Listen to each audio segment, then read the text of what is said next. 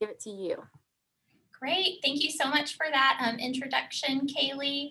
And I'm just really happy to be here. And also Chef Carter is here with the Culinary Medicine program. She contributed equally to this presentation. I'm just going to be the one talking first and kind of going through some strategies for, trying to work to reduce your waste in the kitchen. But Chef Carter will be here eagerly awaiting any questions that you have in terms of low waste cooking strategies and cooking methods that we introduced during the PowerPoint presentation today. So as we go along, I would really encourage you to just type your questions in the chat box while we go through the presentation, and then Chef Carter will be happy to answer your questions at the end. I am going to turn off my video though, because I've been having some internet connectivity issues, and I just think that might make sure everything goes well. So, whoops. So for our goal today, we really want to just try to achieve a few learning objectives. The first is to raise awareness of the typical waste generated by American kitchens and why this waste may actually compromise both personal and planetary health. We also want to clarify the differences between a waste-free and a low-waste kitchen, and also identify some simple strategies for reducing kitchen waste, and discuss initial steps for creating a low waste kitchen environment as the foundation for a healthy diet. And then finally, we want to introduce the rationale behind the EATLancet Planetary Diet Guidelines and how they might be applied in the context of a low waste kitchen. I wanted to just first insert a little caveat that I volunteered to present on this topic, as we said at the beginning, to just help us kick off 2021 in a really positive direction. This topic has allowed me to find a lot of joy and meaning in my life just through this everyday task of feeding myself and feeding my family, and practicing some of my environmental stewardship values while doing that. I am definitely, though, not an expert on all the things that we'll be covering today, and I'm just really hoping that by sharing my journey along this path, I might be able to spark some ideas on how you can work toward a greener kitchen at your home too. I also suspect that we probably have some people on the call today who have been practicing sustainable food shopping and food cooking for many years. And so I'd like to encourage that you put your own ideas and suggestions on how to achieve these strategies in the chat box so that participants can learn from you as well during this process. So let's just start off with this big macro view of whenever we talk about waste, we're talking about food that could have been consumed as being food waste, but then we can also talk about other types of waste of non-edible varieties that related to packing food. An estimated 30 to 40% of our food supply is wasted in the United States, which is a really big number. And this occurs all along the stopping points of the food production chain, beginning at the production level and ending at the consumption level. And both the production and consumption level points of food waste intersect in our own home kitchens. The consumption level is probably what we're all most familiar with. I'm sure that everyone in one way or another has been guilty of at least once throwing out a wilty head of lettuce or some casserole or dish that you hadn't eaten and now it kind of smells questionable. This loss happened because we either over-purchased food, we didn't store it correctly, or we just didn't manage our household meal planning right. And then the other side of that is production level food loss. And this can occur for several reasons. One example being substandard produce that is perfectly safe, perfectly nutritious for consumption, but it doesn't meet those market standards for eye appeal. And you might have seen advertised lately, there's a small number of companies that now actually offer this ugly produce direct to consumer for delivery to your home in an effort to divert this kind of waste from landfills. And we've also seen cases of charitable food programs such as food banks stepping up their own capacity for accepting donations of excess food from growers at this step of the food chain to help feed families in need. So all of these steps are great as long as people who receive those fresh foods have that opportunity to learn the basic cooking skills to prepare them, and it can really be a win-win for environment and social needs. Other sources of waste related to food and eating include our single-use packaging that is used to transport food from the grocery store, like plastic bags, also to store our food in at home, like saran wrap, plastic wrap. Other forms of waste in this category include common disposables like straws, eating utensils, and paper plates and styrofoam plates. Additionally, much of the food we eat comes from thousands of miles away. So in comparison to energy needed to transport food that's made locally, non-local distribution of food uses 4 to 17 times more fuel and emits 5 to 17 times more carbon dioxide. So multiple opportunities to really lower our waste and our impact on the environment if we think about all of these steps. So the EPA estimates that more food reaches landfills and incinerators than any other single material in our everyday trash, constituting about 22% of municipal solid waste. These estimates don't include the other types of disposable and single-use product waste that I mentioned on the previous slide. And the EPA estimates that only about 35% of these types of items are recycled or compost. So you can see how all of this waste quickly adds up in really big ways. So what are the implications of this waste for personal and planetary health? Lost nutrients, global warming, and pollution are 3 primary examples. For starters, all this wasted food represents a lot of lost nutrients, many of which we underconsume already. Both production and consumption level loss is often in the forms of healthier kinds of food products like fresh produce, which 90 to 95% of American diets already are deficient in. And when this food waste goes to the landfill, the natural decomposition process is hindered, the gases are trapped, and this food waste becomes a source of methane, which many scientists argue is more potent than carbon dioxide. Every 100 pounds of food waste in our landfills sends about 8.3 pounds of methane into the atmosphere. Secondly, since most food packaging is not recycled or is not recyclable, food packaging becomes an important source of pollution. Most of us have seen images like this, but we need to be reminded on why this is important and why action is imperative now. The ocean is now 10% plastic due to irresponsible disposable practices, and this is jeopardizing our marine life ecosystem, and with it, the stability of the entire world food supply, which often depends on foods from the ocean. Much of this plastic is due to plastic shopping bags and single-use drinking bottles. An estimated 100 billion plastic bags are produced in the US each year, and only 1% get recycled. 90% of other forms of plastic goes to landfills or gets dumped into the ocean. And the truth is that many of these packaged foods wrapped in plastic and other disposable materials aren't all that good for us. 69% of American calories come from foods containing no or little fiber, and we get more calories from sugar and soda than from vegetables. This chart here is showing consumption patterns of packaged foods globally, and we can see that North America leads the pack thanks to our love for savory snacks like chips and processed meats. So now we've reached to the point in our conversation today about how to approach tackling some of these issues through our own actions in the kitchen. I know waste-free and low waste are pretty self-explanatory terms, but I thought it was important to touch on why I chose to use low waste as the term for this presentation. There have been an explosion of waste-free help guides and cookbooks in recent years. I found some of these to be more helpful than others.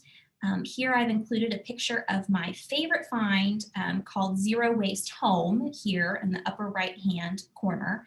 It is a very easy read with a lot of useful tips. And although I love the ideals of waste-free, I find that it can be pretty discouraging for those who aren't ready to take that kind of plunge. And it can also come across as a little zealous for most people. And so I just prefer low-waste kitchen because it allows some room for personal forgiveness and flexibility on your end when life just happens, while still emphasizing that you want to be conscious in reducing your kitchen waste streams in your home. And if you want, you can use it as a transitional step toward a waste-free kitchen if you choose to go that far. You can also start with considering one waste stream in your home that you want to fully eliminate, such as plastic. There are some helpful books here on helping you think through this process, including this plastic-free life. So before we can get cooking in a low-waste way, we need to take the time to think through and prepare our environment, our kitchen environment, for this kind of transition. I feel that in order to enjoy this sustainable cooking, we have to prepare our kitchen space to be enjoyable and functional for that purpose. And so, we just kind of can think about gardening as an example. If you want to have a productive garden, you have to have an actual bed that's been prepared to grow things in. So for successful cooking, we really have to first prepare our kitchen. And preparing the kitchen, I think, is also an act of intentionally, psychologically making that intention for yourself that can really help to frame where you want to go with things. Modifying your kitchen environment sets you up to better achieve the goal you want and also reflect the values that you are aspiring to demonstrate. And I'm a firm believer that our daily activities can be used to help us find a sense of purpose. And since eating is the central activity of all life, we can start here, and it can really help to put us on that path of where we want to be. I'm going to start now with the steps that our family took to reset our kitchen home. And there are other ways that you can approach this, I'm sure. And I just wanted, though, to share what worked for us, and that's what I'm going to present. So we first started with what I'm calling a food purchase scan. And this is a manual process that requires some thinking and planning and really dedicating the time to do that. This is an initial step where you consider and reflect on your own food purchasing habits and patterns. Many of these food purchases are so mundane and second nature that, we do them on autopilot. And so what you're doing in this step is you are taking a step back and you're thinking about how your family uses processed and packaged foods. As well as what are maybe some other kinds of hidden waste that are winding up in your kitchen, like food that's either being shipped from another country or from a faraway state. Maybe it's those packaged foods that prepared meals that are arriving on your doorstep because we're all now more familiar with Uber Eats and things like that. The next step is a family discussion. And if you have kids, it's great to involve them, even young ones. Preschoolers can get the basic concepts of recycling and reusing. And if you really believe that your life can be your message and your dollar is your vote, choices about what the family eats can be a way to teach your children how to demonstrate those sustainability values in an active way. Next, you can personalize your action plan based on your biggest sources of food waste first, and that's just going to vary from family to family based on what your preferences are. And then consider implementing that change across several steps and try to make it fun. So here's just some personal examples from my home. One of the first things we did was we set up a 4-bin system, and that includes compost, recycle, laundry, and landfill. And for compost, it actually took us probably 4.5 years for us to find a system that we really, really liked. We had gone through several options, including a lot of those compost bins that sit on the counter. They always, for me, because our family consumes a lot of produce, they fill up pretty quickly, and it just wasn't very functional. And we're really, really happy now with our decision to have a much larger compost bin that we found that stores under the sink in the kitchen. This was actually just a small trash can with a handle and a tight fitting lid that I found on Amazon for $20. And what I like about it is it washes really well. It holds for us about 2 days worth of food scraps. And we have a small compost pile in the very back corner of our yard that we maintain with these food scraps. And some people may want to choose also, you can store food scraps in a large Tupperware container that you stick in the freezer if for whatever reason you can't make it out to a compost pile more regularly. And if you can't compost at home for whatever reason, there are now curbside composting services available in the Tulsa area that you can find through a quick Google search and also other areas of Oklahoma. So the next of our 4-bin system is laundry. We've been using small dish rags instead of paper towels for a long time, but I got really tired of having all those used rags piled up all in the kitchen. And sometimes my husband would even throw them on the floor whenever he was done with them. And so what we found is by cleaning out the sink by cleaning out the cabinet underneath our sink, we were able to not only get the underbin compost, but also a nice little laundry basket with handles that holds a week's worth of towels. So now we just empty this once when it's laundry time. And I also have a picture here of how we've set up our trash system. This is a cabinet that we ordered that doubles as a small table. The doors actually pull out and have 2 generously sized bins. One is for recycling, and then of course one is the landfill. And we usually empty our recycling can now at twice the rate as our landfill can. So we are happy with the progress we've made here. So if you live in an area that has mandatory or has optional recycling programs that are part of your trash service, you may be familiar already with these recycling bins. I'm using Tulsa as an example since that's where I live. We've had our recycling program in place for a number of years now, and you can see here there's a lot of approved recycling items that come from the kitchen and that we can be more confident are actually going to be recycled. And these include things like glass bottles and jars, aluminum and steel cans, paper, cardboard that hasn't been soiled, and plastic bottles and jugs. And generally speaking, we'd like to rinse all these items out and remove major food particles before they're put in the can. However, there are many sources of kitchen waste that cannot go in recycling bins that people repeatedly think are recyclable. And these are really big sources of food waste that I would encourage you, whenever you're doing your purchase scan step, consider these for elimination.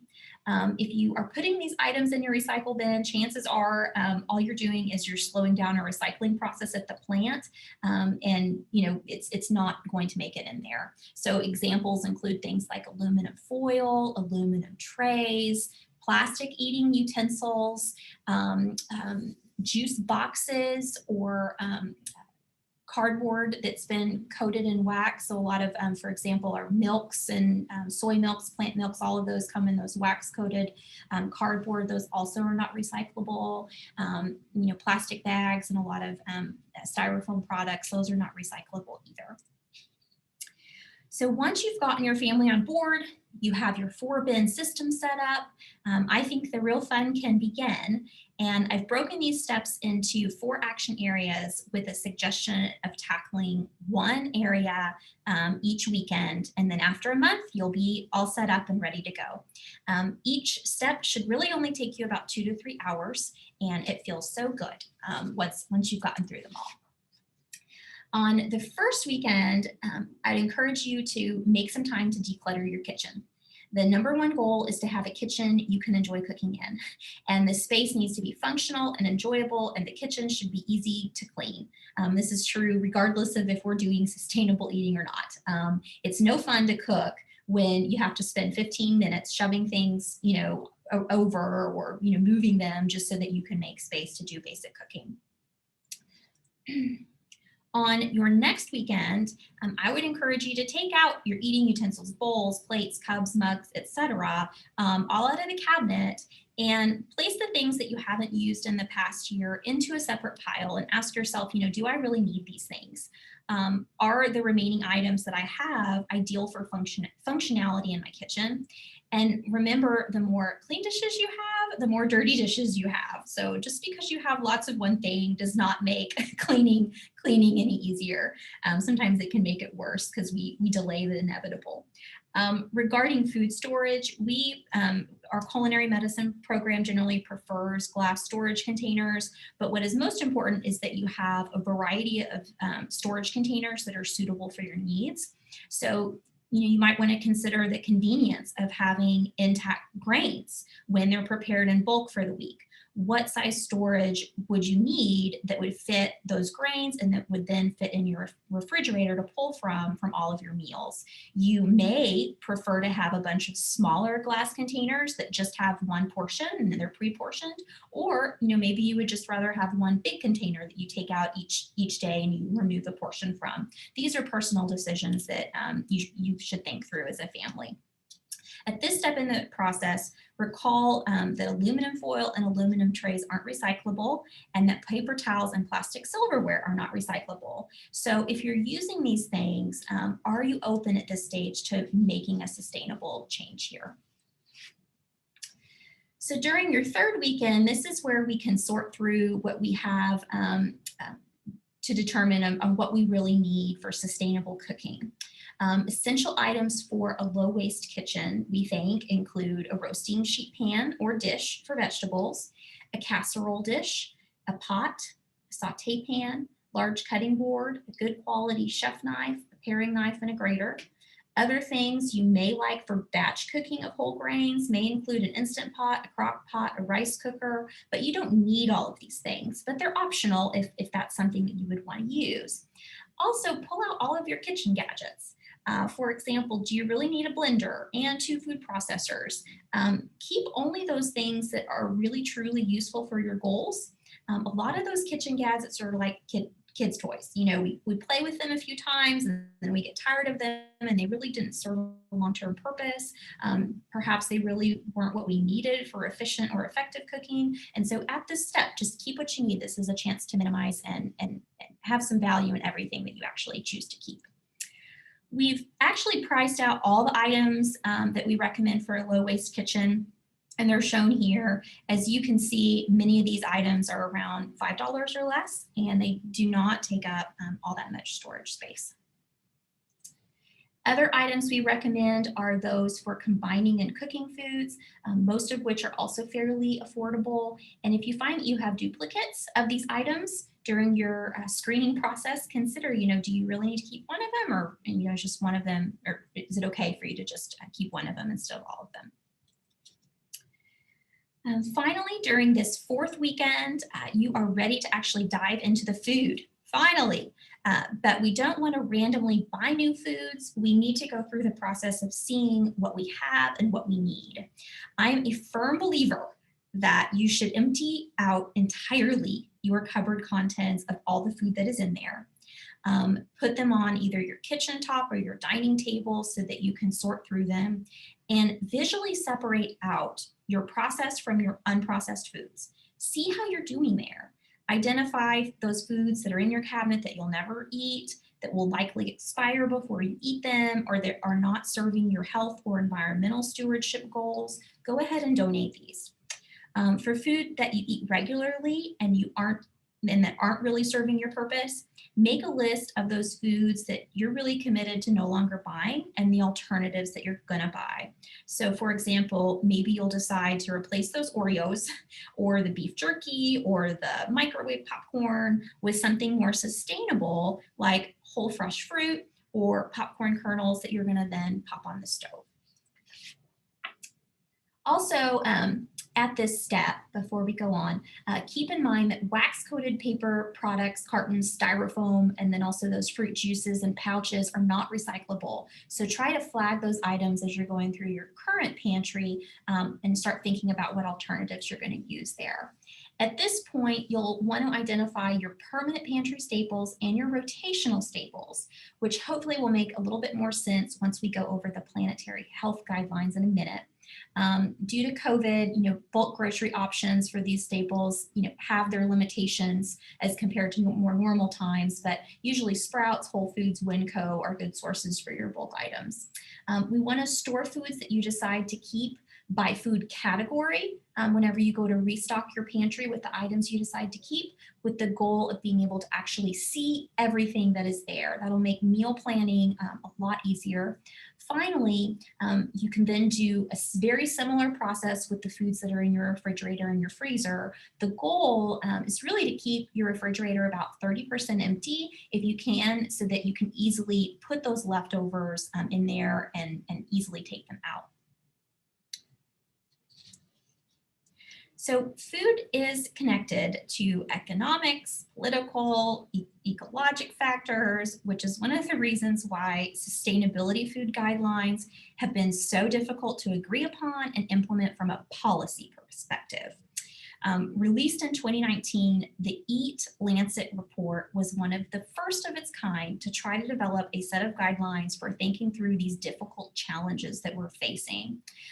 Two quotes from this report are shown here, where our authors argue that substantially reducing food losses at the production side and the food waste side and at the consumption side is essential for human health and environmental sustainability.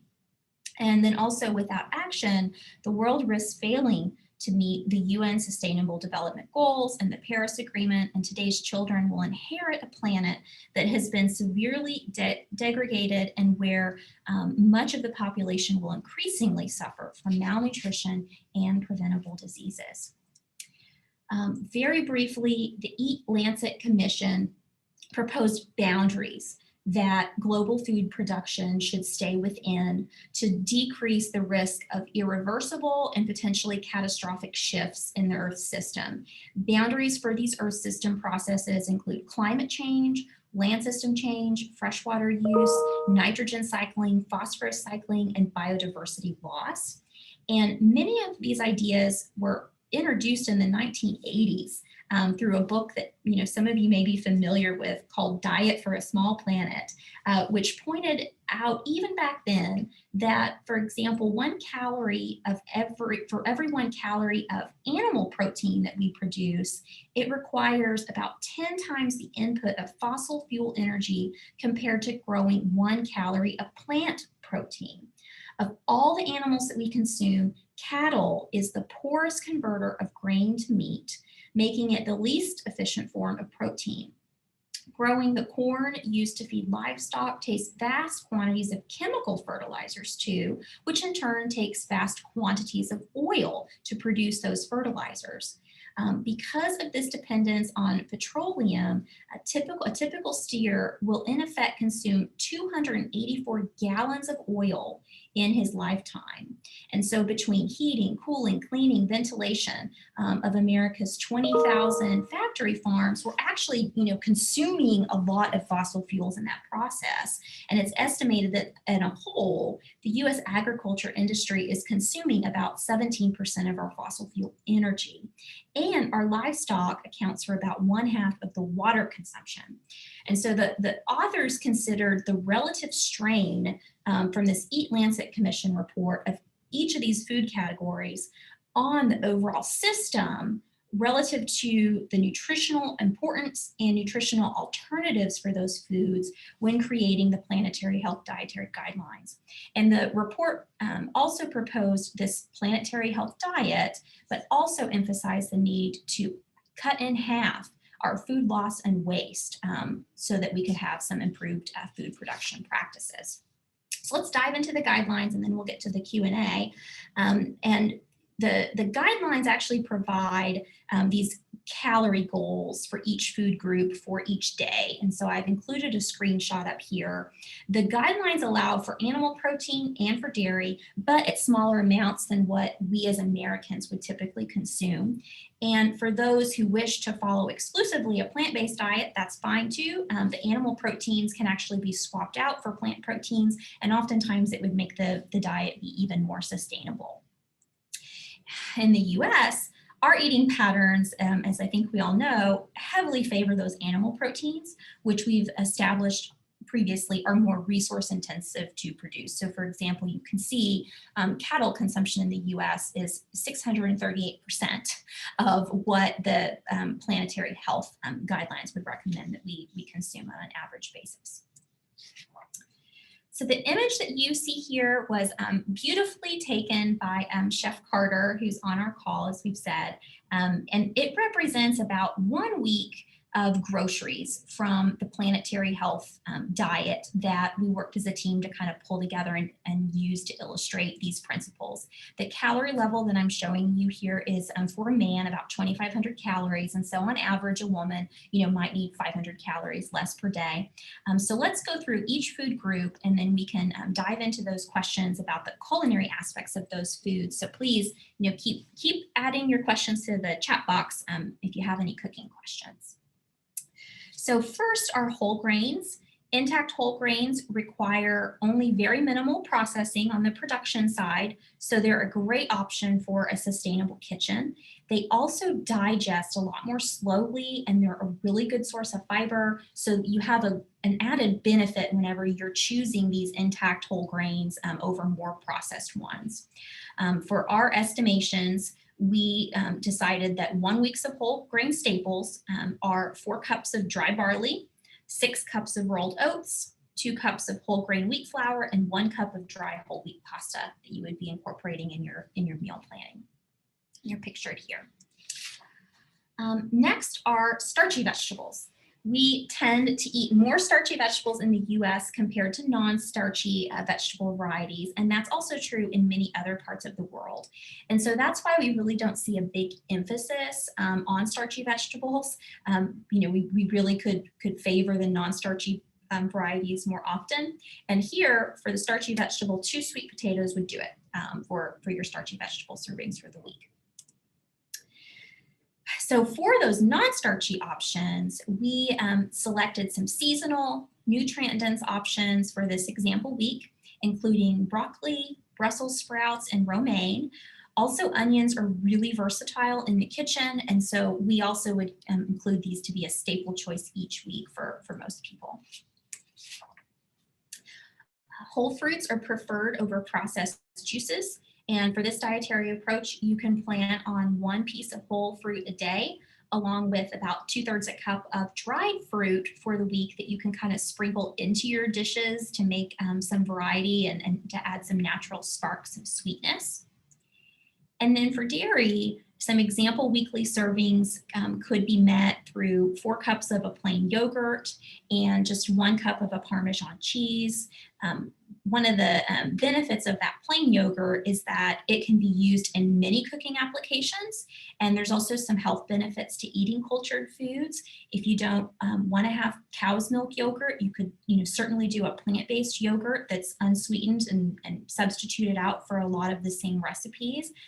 We also suggest Parmesan cheese if you do choose to eat cheese, because a very small amount can go a long way for building flavor in a dish without adding a lot of calories. For protein foods, we see a mix of animal and plant proteins depicted here. A 4-ounce steak equals 1 serving of red meat per week on this diet, which can then also be complemented by chicken, fish, and eggs on other days for people who choose to eat meat. And then supplemental nutrient-dense proteins are also required, though. We want to include dried beans and nuts as daily foods that we're eating. And our last 2 categories here include fats and foods with added sugars. The guidelines allow for a mix of oil and solid fats with a preference toward plant oils. Oils can bring out natural flavors of foods, and they also help to improve the phytonutrient absorption of those plant foods whenever we eat them. And what you're seeing here may actually look like a whole lot, but it's actually far less than what we would be consuming on a diet that's high in processed foods, which often has, many grams of added hidden fats. And for the sugars, we just chose local honey. Around 13 tablespoons would be your week's allotment of added sugars. And other options could include things like molasses, brown rice syrup, date syrup, and other types of natural sugars. So, how can you think then through, you have all these things well organized in your pantry, what are your meal themes going to look like? And so this is an idea that came right out of the Zero Waste home book that I said that I really, really loved. And I like very basic ways of thinking through things. So I think that that's why I liked her method so much. This method can provide you with some guidance on what kind of meal you might want to make each night so that you can eat through all the staples that we just presented. So maybe on Monday, you have an intact grain type dish. The next week or the next day, you might do a whole grain pasta. Then you might have a bean-based dish. You may then look in your refrigerator to see what kind of produce do I need to use up and, kind of help to clean that out so that we don't waste any leftovers. Night 5 could be a baked potato. And then 6 might be some kind of a dough option, like a pizza, for example. And then, the 7th night, give yourself, a little bit of reward and go out to eat if you want to.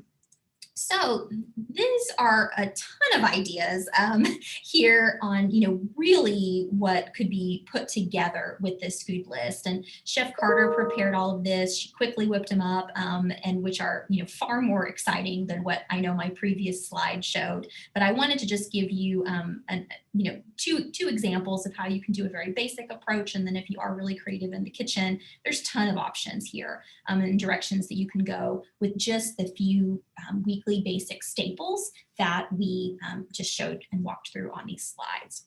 So you may be wondering, how do these nutrients stack up in this planetary health diet? The eating pattern really allows for a return to a traditional diet in which our body evolved on. And I would really argue that this is what's necessary to repair and restore health, both personally and for the planet. The nutrient profile of this pattern far exceeds the standard American diet, and it can be helpful for managing many diet-related chronic diseases. It's more than adequate in protein, nearly 100 grams per day. It provides a good source of omega-3s. It's very rich in iron. It meets or exceeds the daily value from nearly all vitamins and minerals based on the random week that we just prepared. This particular selection was a little short on calcium, vitamin D, and B12, and we haven't actually tested other combinations of foods to see if that was just an accident this week based on our combination, or if that would be a true problem in following this plan. So we would, you could recommend having a calcium and vitamin D supplement, which most people probably need anyway, and then in terms of B12, you could either use nutritional yeast to get a little bit more B12 in your diet or include that as a supplement. But, if you're doing that intentional variety where you're doing different nuts, different beans, different grains throughout the week, that can really help to maximize variety and nutrient density to help overcome any major nutrient gaps long term. So that is actually the end of our slides, and we would love to turn it over for Q&A with Chef Carter on how to implement these things in the kitchen in practice.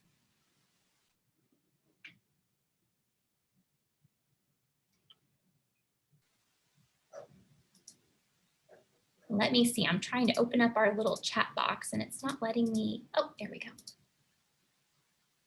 Hey everybody, I'm here. I'm having Wi-Fi and connection problems for the last few days myself. So I wanted to let you know that I'm here to answer any questions, and I've been paying attention to the chat, and I don't see any really specific cooking questions. And I think that Dr. Wetherill might have some better insight to some of those chat questions. Oh, you got one, Chef Carter. So I see it. Do you cook whole grains in a batch? How do you prepare them without getting gummy? Okay, so that is a great question because it's kind of a little bit of a sliding scale as far as liquid to grain on the cooking method. So if you were going to cook 1 cup of brown rice, you would need 2 cups of water. But if you were going to cook 8 cups of brown rice, you would not need 16 cups of water. So if you were going to cook it in a large batch, that's something to, and I don't know off the top of my head how much less water you would need, but that's something to look on the trusty internet to find out how much water you would actually need. So a couple of things about that. If you're making a really large batch of something, you don't need as much water when it's a grain. And the other thing to keep in mind is that you don't want to agitate, and I don't mean make mad, but you don't want to stir those grains around when they're cooking. So most of the time the method is to bring the water to a boil and then add the grain, or you bring the grain and the water or liquid to a boil at one time. You give it a quick stir just to make sure that everything is incorporated and there's nothing sticking to the bottom of the pan. And then you usually reduce the heat to low, put the lid on, and then you don't take the lid off and you don't stir, because the more you start stirring something, that's when the starch is released. So if you've ever eaten risotto, that's exactly what you're looking for, is to get that creamy texture. But if you don't want your rice, your steamed rice, like a pilaf, to turn gummy, then don't stir it. Just leave the lid on. And even after the time has elapsed that you need to cook it, let's say it's 25 minutes, turn the heat off, leave the lid on, and then let it sit for 5 more minutes. And then instead of stirring it after you take the lid off, fluff it with a fork. Don't like take your wooden spoon and stir it around. Excellent. Okay, so this is actually a very a very popular question we've gotten, and I am not the compost queen, but can you talk a little bit about the process of finding a compost process that works best for you? So we started with one of those enclosed compost bins that has a lid, and like you turn it and rotate it. And I still use that sometimes whenever I think about it. It's still in the same area as our open bin. What we ended up doing was taking 3 pallets and screwing them together so that, 2 on either side and then 1 in the back, and just kind of having an open bin where we throw our compost in there. And then occasionally I'll get just a bag of black dirt or some extra dirt that I have, and I'll kind of dump it on top. I have the benefit of, we do have 2 chickens in our backyard, and they actually will go through and they will, pick through that and turn it over. And they are natural composters themselves. So that's the limitation of my method is, it's kind of a maintenance-free thing that I don't have to worry about too much. And then if I do need to let that compost rest, those food scraps rest, so that they'll fully turn into compost where I can actually use for gardening, then I temporarily kind of move over to my enclosed bin that, where you just kind of rotate it to give the other pile a rest. But there's tons of, online tutorials on how to do composting well. And I think you just kind of have to find the right place in your garden. And then also I think for us, finding a place within our backyard footpath where it was convenient.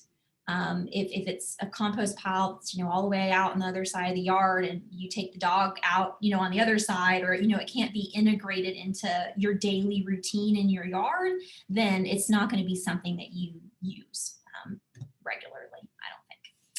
So, and there's also some comments here about Winco being great, also natural grocers. Yes, they do have tons of intact grain options and tons of plain nuts and things like that you can use. I think also in the chat, there were lots of comments on differences in what's recyclable and not in the community. And so I think that's why, taking everything out of your pantry and looking over those things and pull up, what's recyclable and what's not on your community's webpage, and, making those decisions on what are we going to stop buying because it's not actually going to be recycled. Okay, so here's a great question for Chef Carter. Do you have a rice substitute that you go to for more nutritional value? Quinoa, farro versus rice? Okay, so I'm going to tell you that probably my first go-to at home is to do the cauliflower rice. And I rarely buy the packaged because it's so easy to make it at home. I do typically use a food processor, but even if you don't have a food processor, you can use a box grater and just use the large holes. And I mean, it just kind of falls apart. So my family actually really likes the cauliflower, and we use it frequently. Quinoa, I cannot win my kids over too much on quinoa. They like it okay. Farro, I make some. In fact, I made some last week, but from a nutritional standpoint, I think that's probably a question for Marianna more than me. Yeah, I would just comment that as long as it's an intact whole grain, and it hasn't been refined, and you're doing rotations where every week you're kind of doing a different intact whole grain. All whole grains, you know, they will often have one thing that's more superior nutritionally if you're just looking at one thing, one vitamin or one nutrient. But we also use Chef Carter in one of her cooking classes. She does, I think that curry dish you make has barley in it, that we use instead of, you know, what traditionally people would think would be a rice. And barley is a really nutrient dense option. We've also been playing around with, I think Chef Carter's been playing around with bulgur wheat too, is something. So, you know, just getting more confident with the different intact grains, trying them out and getting creative with your recipes. Can using meal services such as HelloFresh or Blue Apron be a good option for lowering food waste? My inclination would be no. And the only reason why I say that is, I mean, I haven't personally subscribed to those, so I haven't had that hands-on experience, but I've been told that everything's like prepackaged. And so you have your, you know, 1 cup of whatever, and it's wrapped in plastic or, you know, whatever that container is. And it's also coming in a cardboard box. And then there's also all those packaging waste inputs that happen. Whereas if you had just purchased a whole head of cauliflower or a whole, you know, whatever, it could have been made into many meals, and it didn't have so much energy integrated into all those preparation steps until it came for you. That being said, it might be something to subscribe to for a couple months to get more familiar with cooking, and then you transition away from it and, you know, kind of use it as a transitional step, would be my thought. And there was one little comment, I think, a little bit earlier about the ugly food movement. And I have not read that Vox, you know, article, so I'm not going to refute it all what it said. I will speak more of what I've had experience with, and that's from the food banking side and redirecting food waste through more efficient food bank distribution systems. And from a national perspective, there has been substantial effort lately of food banks being able to more rapidly respond to donations, food donations that have been given to them from produce growers of what would be considered either a substandard crop or a crop that couldn't make it to market in time for it to meet a quality standard that a paying consumer would expect, which has, you know, played a role in reducing food waste on that side of the distribution chain. Don't know if we have any other questions.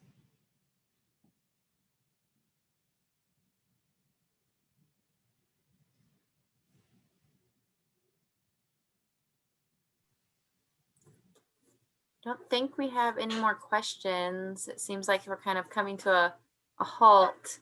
Just want to say thank you for Dr. Wetherill and Chef Carter's time this afternoon.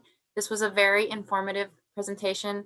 At least on my end, I found it very informative and helpful, very insightful, and learned some things that I actually didn't know about.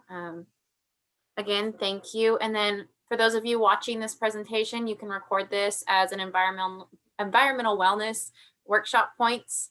So don't forget to do those. If you're kind of maxed on points, you could save it for the next quarter.